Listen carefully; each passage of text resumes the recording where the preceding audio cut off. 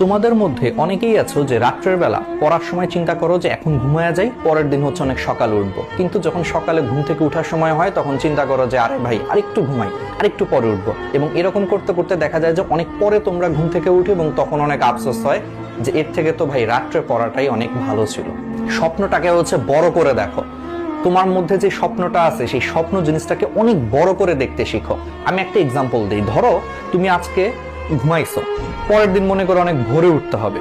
তোমাকে কোনো কারণে বলা হইলো যে পরের দিন ভোরে উঠে তোমার কোন একটা বন্ধু ফোন দিল যে দোস্ত চল একটা ম্যাচ আছে। শুক্রবারের দিন, বন্ধের দিন, তোমাকে একটা বন্ধু ফোন দিল যে দোস্ত আজকে একটা ফুটবল ম্যাচ আছে, আজকে একটা ক্রিকেট ম্যাচ আছে সকালে অমুক মাঠে। উঠিস কিন্তু ভোরবেলা উঠিস, একবারে সকাল সকাল কিন্তু বেরোবো। তখন দেখা যাবে কি যে তোমার কিসের ঘুম কিসের কি, তোমার মধ্যে অটোমেটিক একটা এনার্জি চলে আসছে যে আরে ধুর, ঘুম তো পরে, ঘুম তো আরো অনেক ঘুমানো যাবে, কিন্তু এই খেলাধুলার সুযোগটা কি জীবনে আসবে? তাহলে তুমি চিন্তা করো, তখন তোমার ঘুম ধরে না। কেন ধরে না? এটাকেই তোমার বলা হয় ম্যাটার অফ ইন্টারেস্ট।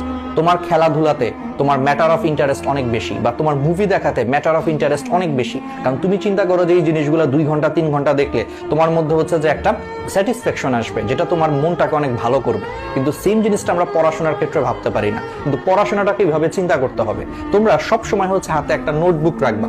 হাতে একটা নোটবুক রেখে তোমরা সেই নোটবুকটাতে সব সময় হচ্ছে তোমরা সেই নোটবুকটাকে লিখে রাখবা যে আমি হচ্ছে 2022 সালে গোল সেট করবা যে এই কাজটা করব, 2023 সালে হচ্ছে যে আমি অমুক জায়গায় চান্স পাবো, 2024 সালে আমি এটা করব, 2030 সালে হচ্ছে ঢাকা শহরে একটা ফ্ল্যাট কিনবো। এরকম অনেকগুলো তুমি তোমার স্বপ্ন লিখে রাখবা যে, এবং এই সবগুলা স্বপ্ন সত্যি হবে পড়াশোনার মাধ্যমে।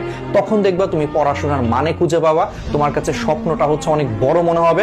তখন তোমার সকালবেলা যখন ঘুম ভাঙবে না, বা রাত্রেবেলা যখন অল্প পরেই ঘুম ঘুম ধরতেছে, তখন নিজের ভিতর থেকে বলে উঠবে আরে ভাই তুই কি করতেছিস, তোর না 2023 সালের মধ্যে এটা করার কথা, তোর না 2030 সালের মধ্যে এটা করার কথা। এটা করতে গেলে তুই ভাই এখন জাগ, এখন পর, দেখবো অটোমেটিক নিজের ভিতরে হচ্ছে এটা আগুন জ্বলে উঠতেছে এবং তোমার ঘুম কিন্তু চলে গেছে।